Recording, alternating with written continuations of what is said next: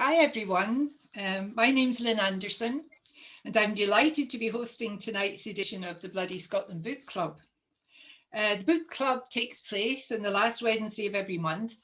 It's to hopefully give you, the readers, an insight into the wealth of crime writing talent that we have here in Scotland, interspersed with international talent as well. Tonight's three books are set in different eras and very different locations, from 1536 Florence to 1957 Glasgow to the digital world of the near future set on the Scilly Isles. They are The Long Drop by Denise, Mina, City of Vengeance by D.V. Bishop, The Last Resort by Susi Holliday. So lots to talk about here. If you haven't managed to read all the books in advance, and well done if you have, I suspect by the end of the discussion, you'll be even more determined to try them out. And we promise there will be no spoilers in what we say. Remembering that, panel? Okay. There will, of course, be ample opportunity for you to take part by sending in your questions and comments, which will be fed to us by Jess, our digital expert. And so, to introduce our panel for tonight's book club, and the order of the books we will discuss. First, we have Claire Mitchell. Actually, my maiden name's Mitchell. We'll need to work out, we might be connected in some way. Anyway, Claire is a criminal law QC who has both defended and prosecuted. She grew up in the shadow of the Glasgow described by William McIlvanney in Laidlaw. She's interested in all things criminal, both fact and fiction, and reads as much as the day job will allow. She, along with Zoe Venditozzi, campaign as the Witches of Scotland, which seeks to memorialise and pardon those thousands of people, mostly women, who were killed as witches in Scotland. A petition is currently before the new Parliament. Her chosen book for tonight is The Long Drop by Denise, Mina. Noelle Holton is an award-winning blogger at Crime Book Junkie. She is the PR and social media manager for Couture, a leading digital publisher in the UK, and worked as a senior probation officer for 18 years. She's also a successful author of 4 crime novels featuring MC Maggie Jameson. Her chosen book is The Last Resort by Susi Holliday. And last but not least, we have Thomas Zyw. Tommy is director at the Scottish Gallery in Edinburgh and an avid reader of crime fiction who has been a reader for the McIlvanney Prize since its inception. Thank you very much, Tommy. Tommy's chosen book for tonight is City of Vengeance by D.V. Bishop. The book covers, as you can see, are all blood red, which is a happy coincidence for the Bloody Scotland Book Club. So, to the first book up for discussion tonight, The Long Drop by Denise, Mina. The Long Drop won the McIlvanney Prize for the Best Scottish Crime Novel of 2017. It is inspired by the story and trial of the notorious killer, Peter Manuel. The blurb reads as follows. Glasgow, 1957. It is a December night and William Watt is desperate.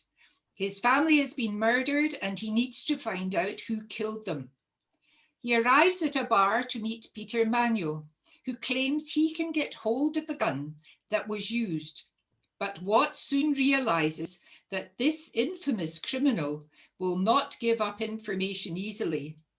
Inspired by true events, The Long Drop follows Watt and Manuel along back streets and into smoky pubs, and on to the courtroom where the murder trial took place. Can Manuel really be trusted to tell the truth? And how far will Watt go to get what he wants? And now a video of Denise reading a short extract from the book. Monday the 6th of January 1958. The 3 boys are all 8 years old or thereabouts. They should be in school, but they aren't. They've been kicking around for an hour this morning looking for trouble, and now they've found it.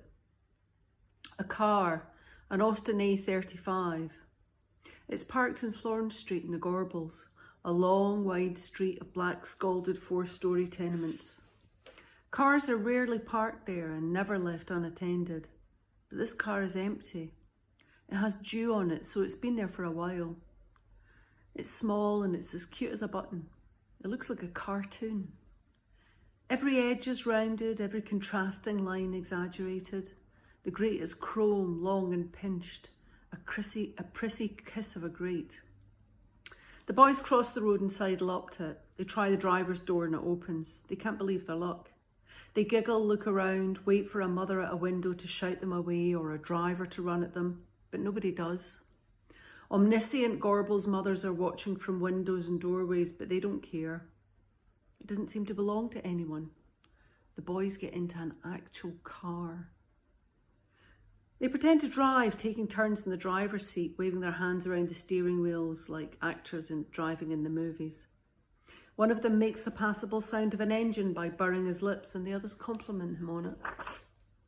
They search the car. In the glove box, they find a tin of travel sweets. The lid lifts off with a white puff of magician's smoke. Inside, translucent pink boiled sweeties are sunk into a nest of icing sugar. These are posh sweets. Reverently, the boys take one each. They savour the flavour and this moment when they're in a car eating sweets with friends. In the future, when they're grown, they will all own cars, because ordinary people will own cars in the future. But this seems fantastical to them now. In the future, they will think they remember this moment because of what happened next, how significant it was that they found Mr. Smart's car. But that's not what will stay with them. A door has been opened in their experience, the sensation of being in a car with friends, the special nature of being in a car, a distinct space, the possibility of travel with sweets. Because of this moment, one of them will forever experience a boyish lift to his mood when he's in a car with his pals. Another will go on to rebuild classic cars as a hobby. The third boy will spend the rest of his life fraudulently claiming he stole his first car when he was 8 and was somehow implicated in the Smart family murders. He will die young of the drink, believing that to be true. The boys are in the car for quite some time. Get the fuck out of there, you wee shites. And that concludes our bedtime story. I just thought that was wonderful. And I was saying when we were talking about it prior to this, that our first car, John and I's first car, I bought at an auction in Carbridge for the football club, was an Austin A30.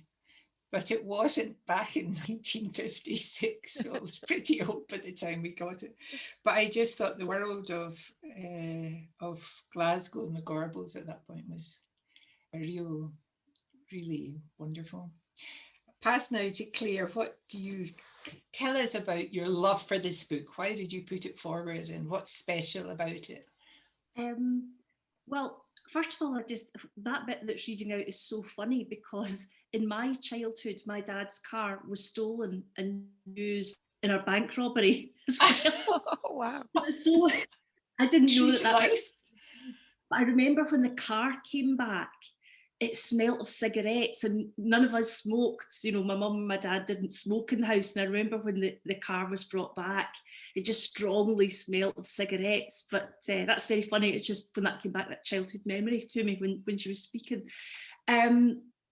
So I love Denise Mina's writing, and I sort of first, when she came on Garnet Hill, at that time I was hanging around in that area, the city up the top end of Glasgow, and I loved the book. I loved the way she talked about the city, so I followed her writing from there on, and it was an absolute no-brainer when Long Drop came out, because as a criminal lawyer, we learn about that case not only from the story that it's told in the serial killer Peter Manuel, or homegrown serial killer, as it were, but we also learn about it as its place in history. It teaches us something in criminal law about confession evidence, in particular special knowledge confession evidence, And so Peter Manuel's actual criminal case has a place within criminal law. So when I found out the long drop, named after the way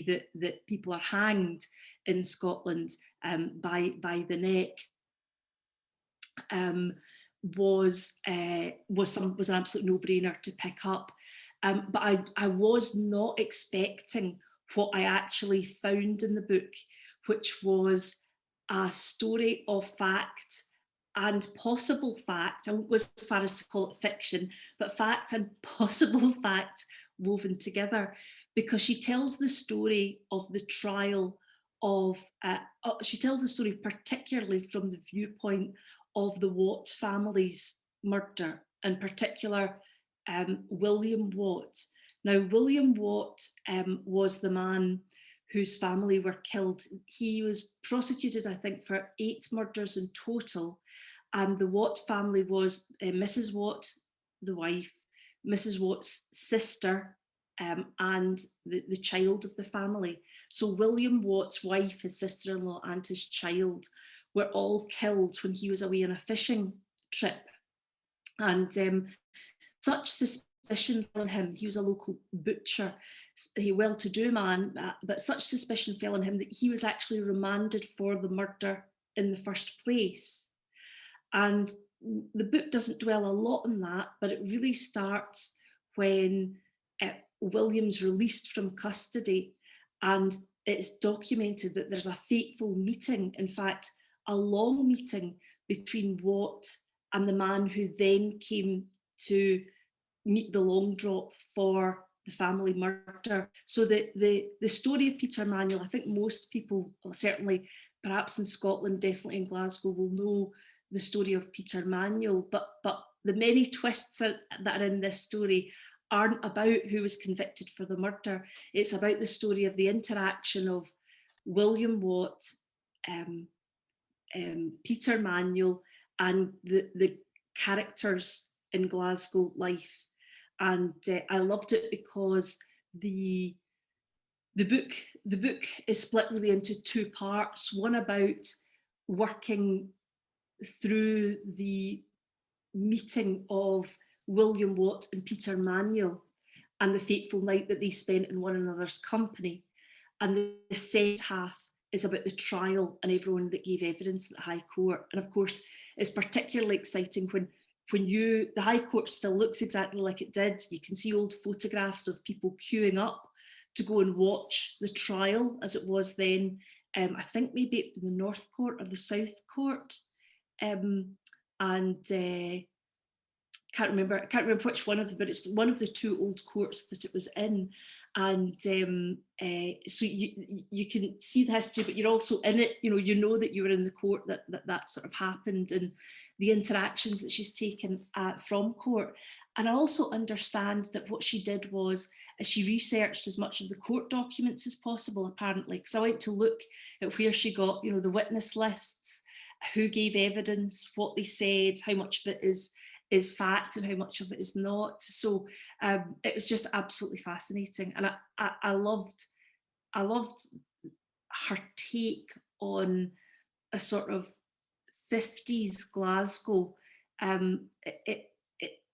Glasgow in the 50s, I suppose, to me, has that iconic film noir kind of idea, people talking like Jim Cagney out the sides of their mouths.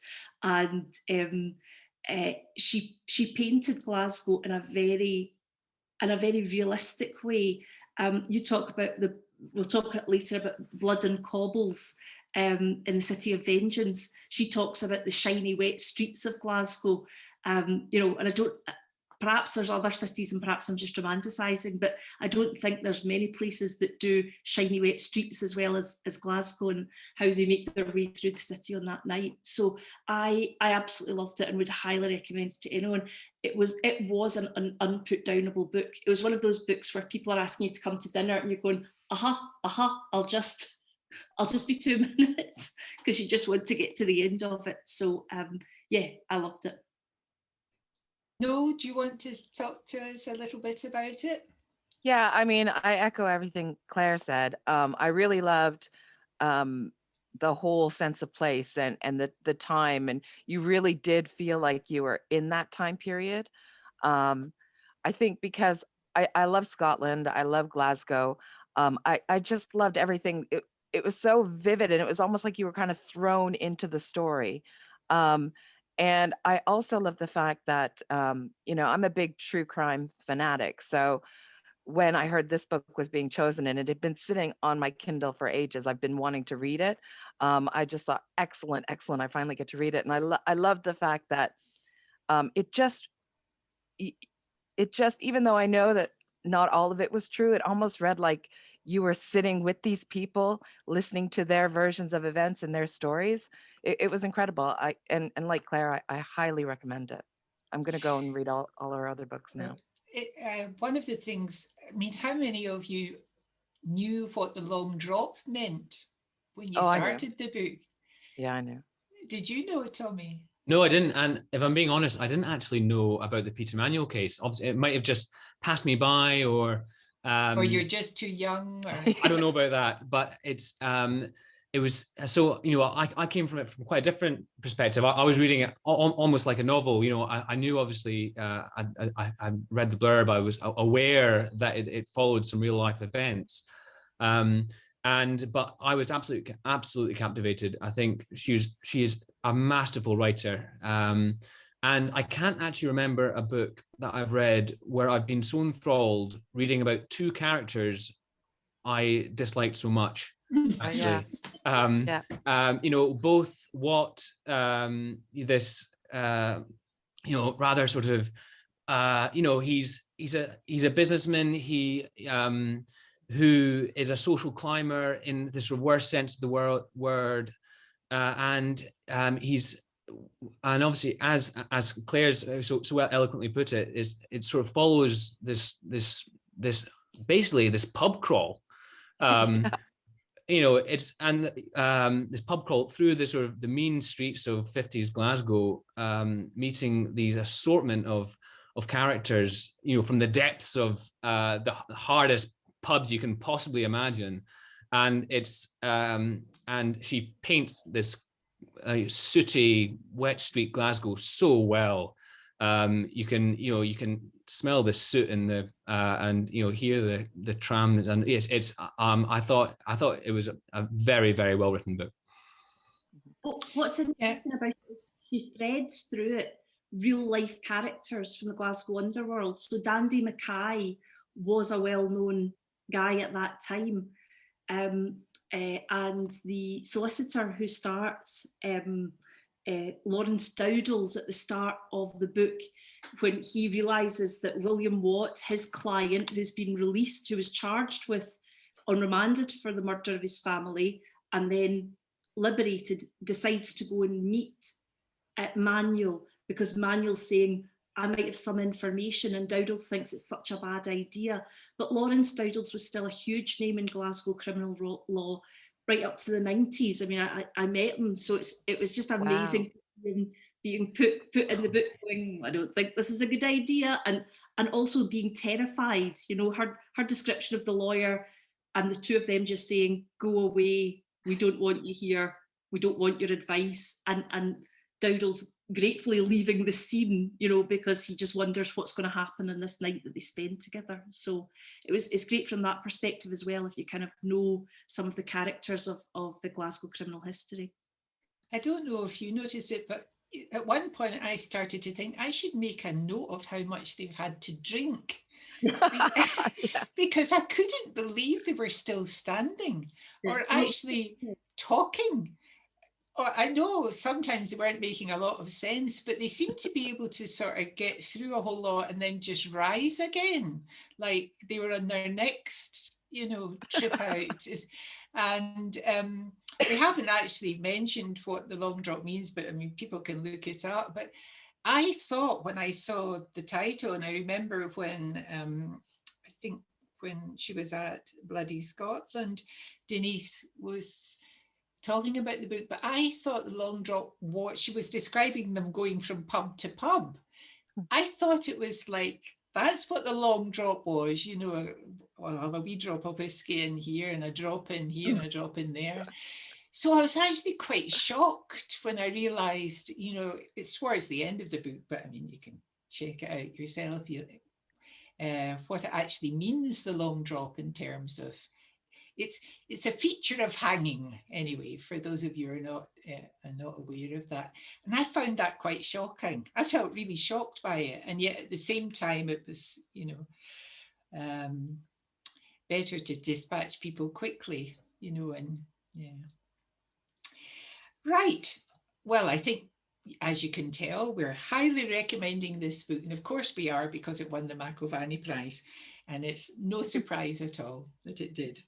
But moving on now to City of Vengeance by D.V. Bishop. I know him better as David, but I asked him for his inspiration for the book, and this is what he wrote to say. The initial inspiration for City of Vengeance was chancing on a monograph in a remaindered bookshop about the crime in late Renaissance Florence. It stated the criminal justice system of 1537 was roughly comparable to a modern police force. That planted the seed, but it took another 20 years of research and writing other things, which he does, obviously for television as well, until I was ready to start. Another inspiration was Val McDermid's New Blood panel at Harrogate Crime Festival in 2016, when Abir Mukherjee was among the writers talking about their debuts with Val. Abir described his sleuth, Sam Wyndham, as a good man working for a bad, unjust system. That was a touchstone for the development of my law enforcer. But Cesare Aldo is considerably quicker with a weapon than Sam Wyndham.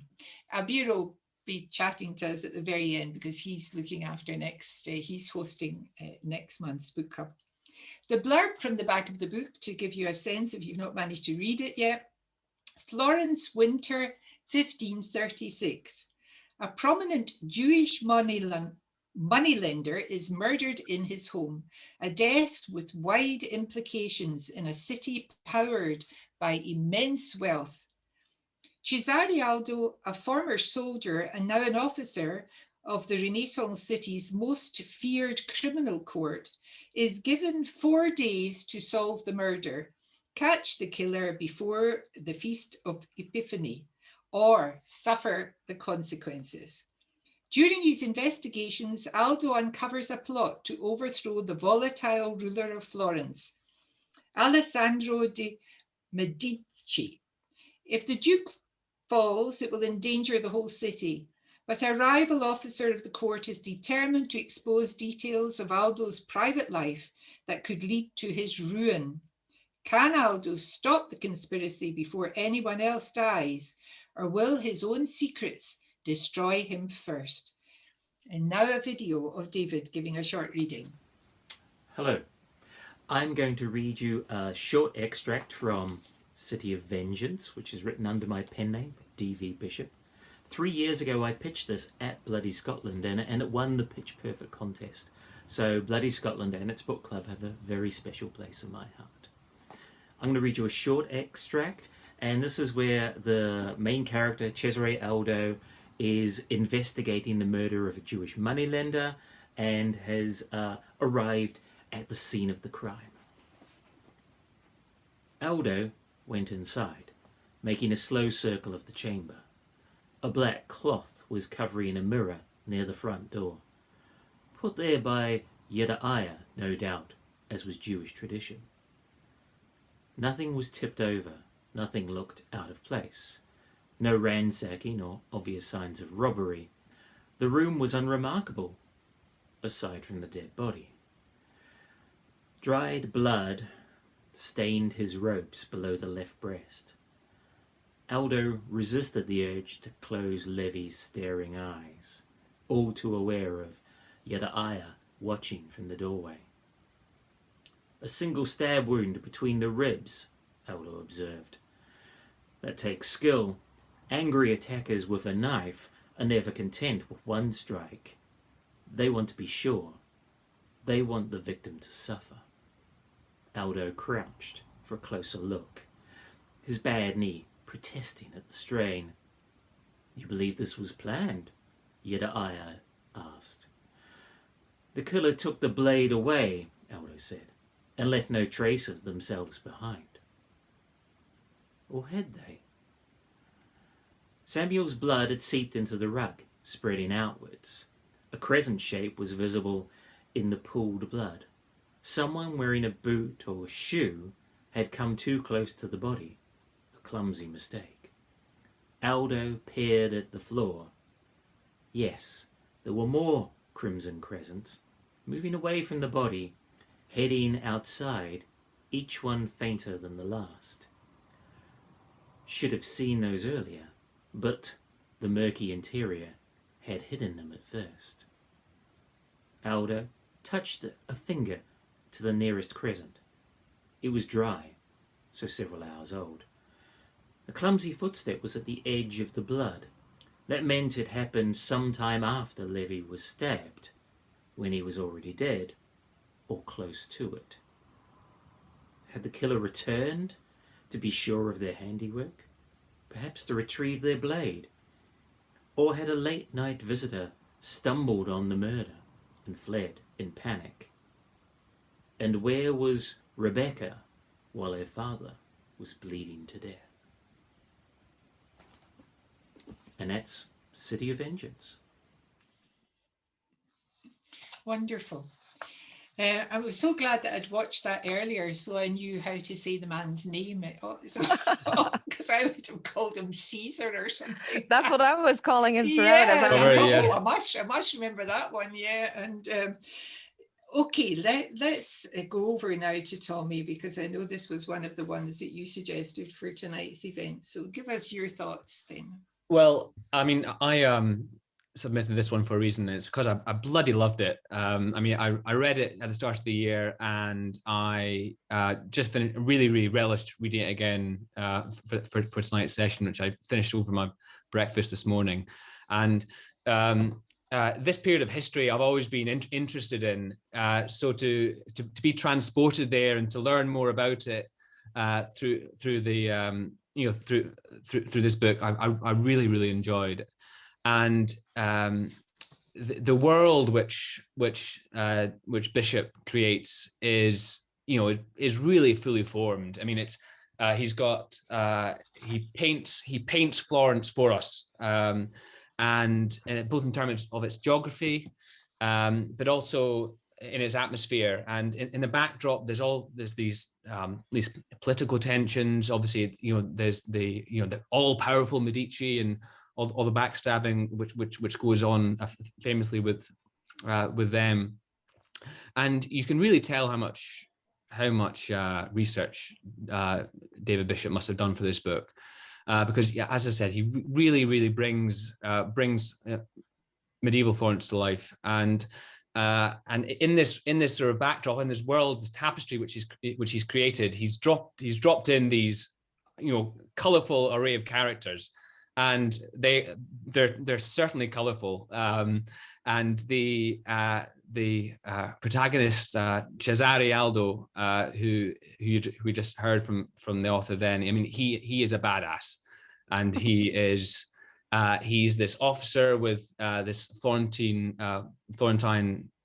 criminal court, which has amazing. I mean, you can see why it was such a great subject for David to write about, because it's almost like a modern day police force. So you're instantly connecting your readers and your crime fans with this structure which you can understand, but set in the 16th century. And in some ways, Cesare is your sort of stereotypical maverick detective. He's the wrong side of youth. He has this troubled past, and he's got secrets to hide. And you can really tell, I think you got a snippet from that video, you can really tell how much David Bishop has enjoyed writing Cesare Aldo. And that comes across, because I certainly really enjoyed reading him.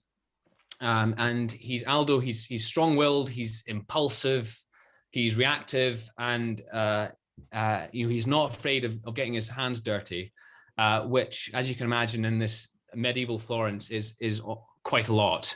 And obviously, in addition to Aldo, there's these other characters, and some of which, you know, there's the evil villains. There's some you love to hate, like his colleague Cerci, and Lorenzo de Medici, and Scoron Coccolo. I don't know how you guys got on with that word, that name. I just say it in my head. I know. A bit of a tongue twister, that one. But there's also these rather lovable roguish characters like Zoppo, the disabled tavern owner, and you know, again, these David Bishop, he's dropping in these characters. I mean, the character list is as long as my arm, and he's dropping them in thick and fast. And you know, whether it's a court, you know, someone from the court or a courtesan or something like that. But I mean, I really enjoyed that because it's just adding to this layer of complexity, this world which is being created. And as Lynn mentioned in the blurb from the back of the book, the crime itself actually follows this murder in a sort of classical sense, and this is prominent Jewish moneylender, and you know, it's sort of hinted at the start, you know, is this anti-Semitic in motivation? But in the course of, you know, during his investigation, he uncovers a plot to overthrow the Duke of Florence, the sort of leader of the city, and obviously the two storylines are intertwined. And at the same time, if he wasn't busy enough fighting crime, he's also trying to outsmart his evil colleague, this horrible, repugnant, ratty, really great bad character who's trying to expose Aldo's private life to his detriment.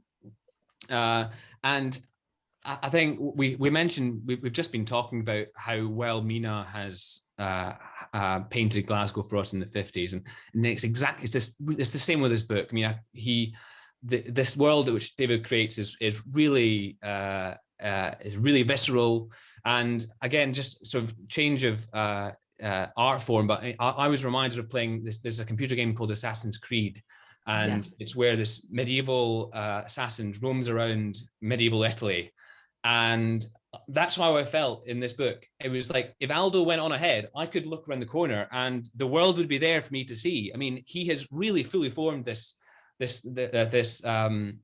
place for us. And you know, we had again butchers' boys sloshing blood onto the cobbles, and we had you know, sour wine on sawdust, no, not sawdust, on, you know, on dirt floors of taverns, as well as obviously the opulent grand plazzos and piazzas of the city as well.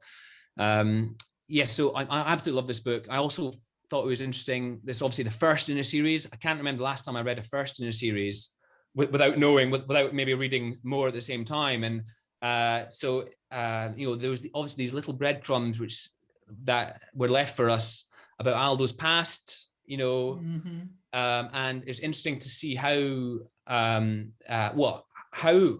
you introduce a character, first of all, for a long run, which hopefully it will be. And I'm also obviously really interested to see where Aldo goes next on his escapades. But no, I really, really enjoyed this book. I hope everyone did too. Good. Well, ladies, in you come, one or other of you who wants to go?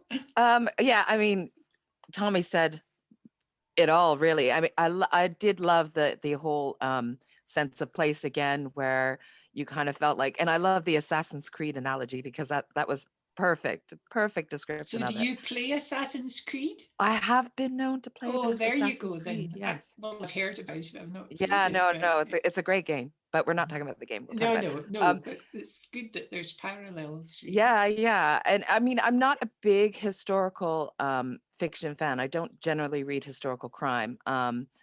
But what I really liked about this was it was really interesting to compare, you know, modern day policing to how it was portrayed in this book. And like you say, you could kind of see the overlaps there. And the fact that they had to solve a crime with nothing, really. It was almost all guesswork and all kind of putting those puzzle pieces together without DNA, without, you know, the modern technology we have today.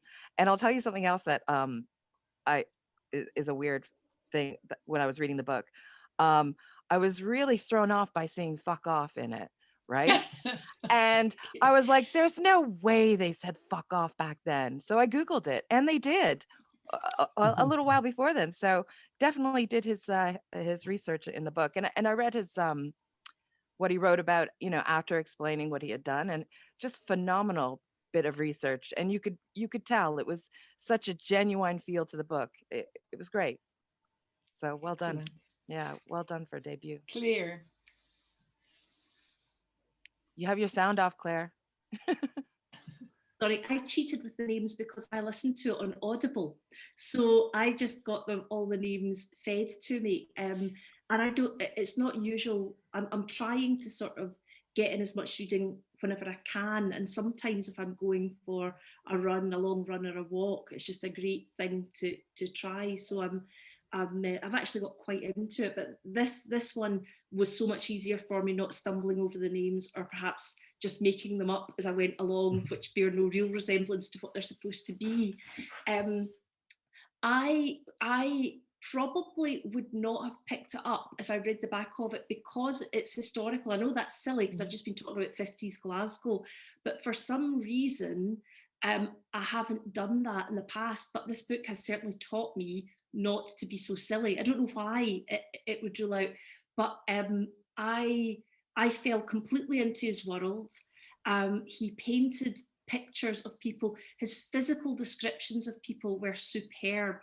The way he described Churchy, the way he described his physicality, you know, you were repulsed by it when you knew that he was talking to him, but also the tenderness with which he described some people and the sympathy that you could evoke even with a physical description. There were lots of people like Cesare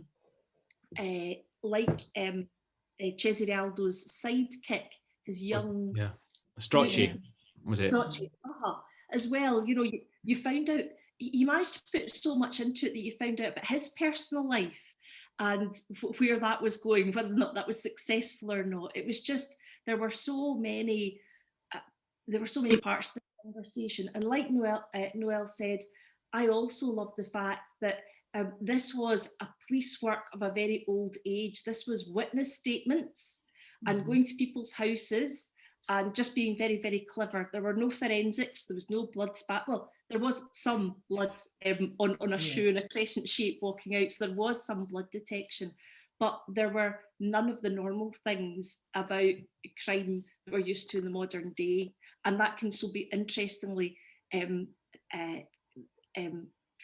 contrasted with the book that you've chosen, Noelle, for the next one. Yeah. Yeah, one thing that struck me very much, and it sort of fits in with what Tommy said, I thought the scenes were very, I could see them in my head. They were very, very visual. And I kept thinking to myself, okay, it would make a wonderful visual piece. And I think part of that, I know that David does write for screen as well, but it was almost as if you were looking at the picture of the place and you were walking down that street and you were seeing the people. I mean, that's how it struck me. And also the other thing you've been saying about taking witness statements, etc. And you're in this world where the only real evidence you have is by talking to people. But you don't know if they're telling you the truth or if they're lying or if they're too frightened to tell you the truth. And it's that, it came over quite powerfully, a sort of intuitive feel for people. And I think that's why, you know, the descriptions, and I mean Cesaro's intuitive feel for people, a sort of intuition about when people are lying and when they're not. It's a sort of psychological aspect came in for me. Yeah, I think we probably all like that book. Definitely. Looking forward to the next one. And highly recommend it. And I would join in and say, I'm not a big a big one for historical crime fiction. I periodically pick it up, but it's not one I fasten in on, as it were. I don't go looking for it. And I pull myself up when I do, because I suddenly realize that, this is really good, because a story is a story, and characters and action in whatever era you set it in. And it's interesting that our first two have been very much different eras, and now we're on to the one closest to our own. So, and just before we do so, can I just say to everybody, if you've just come in now, this is, the Bloody Scotland Book Club. Maybe you've just finished work, and we've already dealt with a couple of the books, but you'll be able to catch up with on Facebook later if you haven't been able to come in tonight. So last but definitely not least, the latest thriller from Susi Holliday. Chatting to Susi about her inspiration for the book, this is what she said. The idea came from an in-flight magazine I read back in the days when we could travel freely. It was about a Swedish tech entrepreneur who was making microchips like the ones in your bank card and phone and putting them inside people. The idea being that they could be used for all the things that contactless tech can do, pay for things, etc., but also as a possible means to monitor the wearer. That concept, mixed with some of the ideas from Black Mirror, made me think up a plot where people could have their memories mined and transmitted.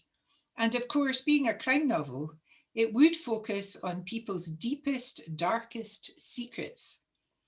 Also, I loved the BBC adaptation of And Then There Were None, and thought it would be fun to combine that island-type mystery with the creepy tech elements. I travelled to the Isles of Scilly to research the island layouts and atmosphere, and we ended up stranded there when the ferry broke down, giving me a brilliant snapshot of being isolated and trapped. She did add at the end, it was fun to write. So this is the blurb from the back of the book, The Last Resort. 7 strangers, 7 secrets, 1 perfect crime. When Amelia is invited to an all-expenses paid retreat on a private island, the mysterious offer is too good to refuse. Along with 6 other strangers, she's told they're here to test a brand new product for Timeo Technologies. But the guests' excitement soon turns to terror when the real reason for their summons becomes clear. Each guest has a guilty secret, and when they're all forced to wear a memory tracking device that reveals their dark and shameful deeds to their fellow guests, there's no hiding from the past. This is no luxury retreat. It's a trap they can't get out of.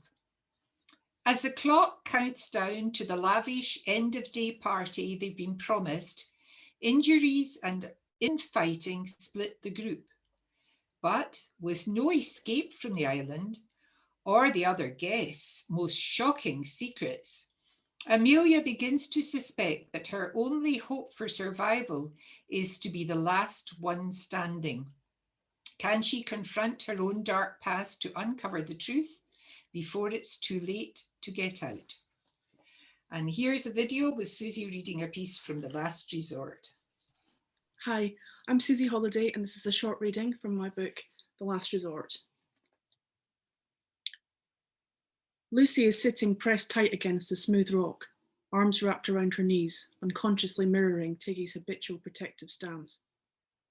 I hate this place, she says, kicking a stone and watching it fly over the edge and bounce down towards the inlet.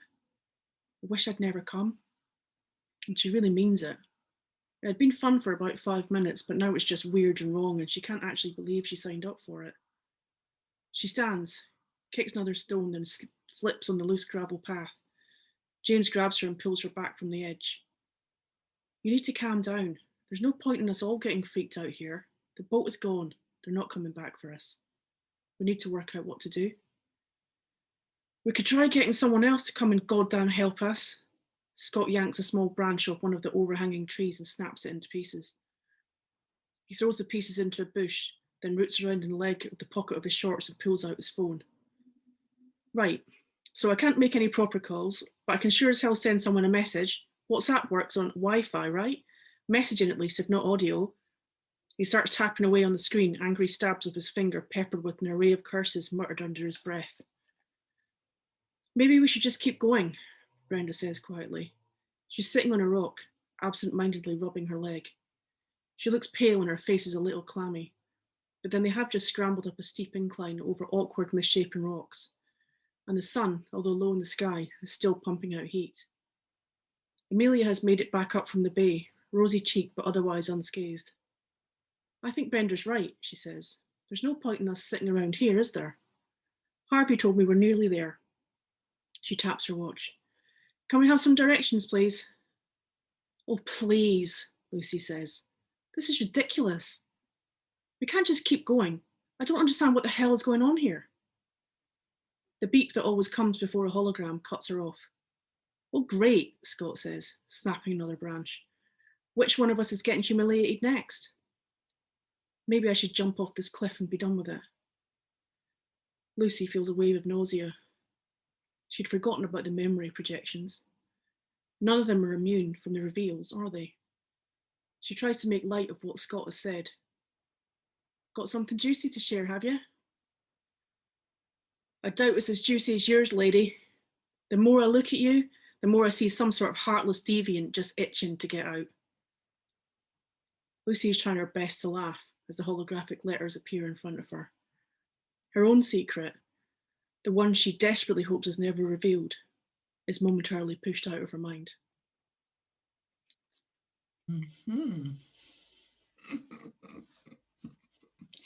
Okay, Noelle, you want to start for us? This was one of your choices. Yeah. Yeah, I've had this book. This is another one that I've had for a while, and I've been desperate to read it because the tagline alone, "The Seven Strangers, Seven Secrets, One Perfect Crime." I mean, that instantly made me want to pick up the book.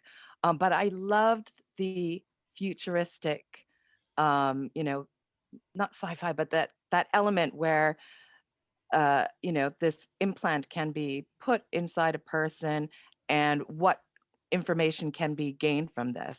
So I really love that idea. And I actually thought as I was reading it, I kind of wish that something like that was around when I was in probation, because it would have made my job so much easier to just sit there and say, okay, well, I know what's happening because I can see it. But anyways, so yeah, it starts in a luxury island retreat. All these people, these strangers, are invited to this island, and they're all excited. And you kind of get what I like about it is you kind of get to know each character not only through those projections that the things that you find out about them, but through other characters' eyes. So how you immediately, once you meet someone new, how you perceive them. And I didn't find any of them particularly likable, but I loved that. There was always this kind of little smidgen of a thing that I kind of thought, okay, that kind of redeems them a little bit. But in the main, I didn't like any of them. But again, I love that. And I love the idea that the island itself was very atmospheric, a character in its own right, because as they were going through these different spots, because they start out, I don't want to give too much away, like without giving away the whole story, but they start out, they land on this island, and then they've got to make their way to this house, and along the way there's trials and tribulations, things happen, and these memories are revealed to them, and they're shocking memories. They're not things like he stole a candy bar from a shop when he was 5 or something. Like, these are hard-hitting memories, and the idea that technology like that could exist kind of freaked me out a bit, because I think that things like that are not too hard to believe. Like, the way she wrote it, it was so believable. But but it was a high concept read, and I really liked also the murder mystery, not murder mystery, but the mystery element and the kind of suspense as it was building up, and the characters themselves, like I said, there was a great cast of them, and I just wondered, all along the way, like I thought I had figured out, because you get this kind of the beginning, you're told one bit, which again I'm not going to talk about, but you kind of don't see how it all ties in until you go through each character's story and you get to the very end. And I just thought that was so clever, because Susie had placed everything there for you to see that. But the end itself, I was just like, oh my God, duh. It was one of those revelation moments where I thought, wow, I didn't see that coming so I'm trying to think of what else. I wrote all these notes down, and now I'm all over the place. But I talked about the red herrings, and what else? There was a sort of Agatha Christie feel about it, wasn't it? A whole lot of Yeah, people in a particular location. I kept thinking about that. But in a lot of the Agatha Christie sort of shut room or shut house, you don't actually like anybody in there. yeah. Yeah. And I love It that had about that, this it book. had that very feel about it. But Yeah, absolutely. And I think those characters are probably the hardest to write, because for readers especially, um, you can dislike a character, but something keeps you drawn to them and turning the pages. And you have to be able to, capture that reader's interest to keep them wanting to turn the page.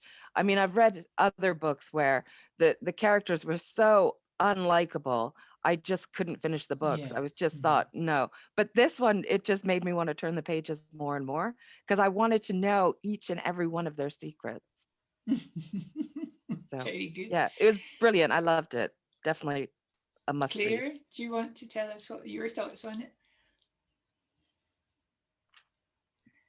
Yeah, I think the idea of knowing someone's secrets is so interesting, and what compels you, because you do meet these characters. They're kind of quite archetype characters. You sort of, when you're describing them, you're thinking, that sort of person, that as they fit into types. And again, that's in the same way as Agatha Christie, the Poirot writings. They were all much the same kind of thing. But yeah, of course, humans just want to know everyone else's secrets. So that's what you're waiting for as you go through it. You're thinking, what's his secret going to be? What's her secret going to be? Yeah. And that's something that pulls you through the book. And the other thing is that, as you say, there's a separate story going through the book. There's a whole separate conversation that the first person author is having with the reader, but that doesn't become apparent to the end. And again, that's another really interesting way of, because you're reading it, but you're thinking, right, I don't know how this fits, I don't know how it works. And also I like the fact that the island was used because they were on this highly technologically advanced island, but the technology was all in the hands of the invisible force that kept them there. They didn't have any of it, so that they couldn't phone, they couldn't text, that they had no contact. So the island itself was the barrier to that. So it was a good use of how to isolate people, because again, in the modern day, it's so difficult to presumably write anything to isolate people, because they'll just say, I'll text, we'll get help, we'll send a GPS, someone will find us. So I enjoyed that too. One thing I would just mention, I mean, as Tommy knows, I taught computing science actually for the last 17 years was my teaching career. So even as I read it, I knew that this would happen. I mean, I know that there's something along these lines will happen. I could just see people, showing their wrist when they buy coffee instead of, showing a card. implants will happen. Of course, I mean, they happen already in sort of medical situations, and keeping your medical record if you've got a serious, I mean, they will happen. So that gives you a sort of element of fear associated with it. I mean, I don't have Alexa, but I go to, my daughter lives close by, and I walk in and they're always talking to this creature called Alexa. Actually, it totally freaks me out, you know. I'm off out, Alexa, put the music off and that, and I think, no, yeah. So we're all in that world. You see, this one is slightly in the future, but not that far in the future. And I think we can see now. Tommy, how did you feel jumping from Renaissance Florence into the future? Yeah, I don't usually pick up this sort of book, and what I really thought was interesting is, obviously we've mentioned, it's obviously these 7 different characters, different backgrounds, all come together in this on this island, and you know, in some ways follows a traditional sense of being trapped in one place, like Agatha Christie, but lots of other Scottish crime writers have used this, you know, like Peter May and Lin. I know that you've used this as well. But what was interesting was that, so obviously the tension builds because you're flipping between these different points of view, all seeing the same situation, but coming at it from different directions.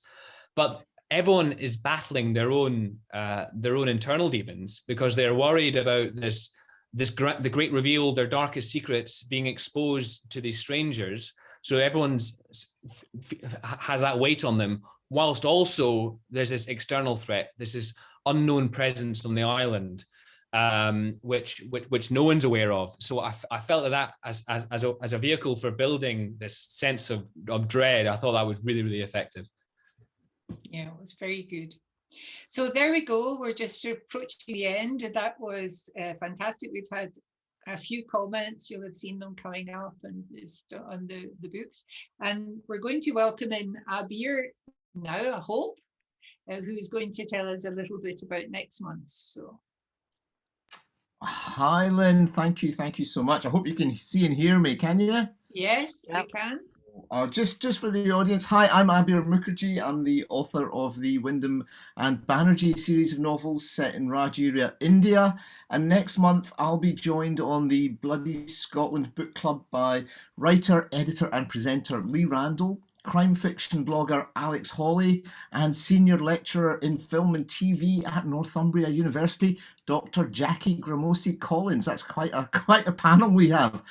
We'll be reviewing a wonderful mix of both modern and classical crime fiction from Scotland and around the world.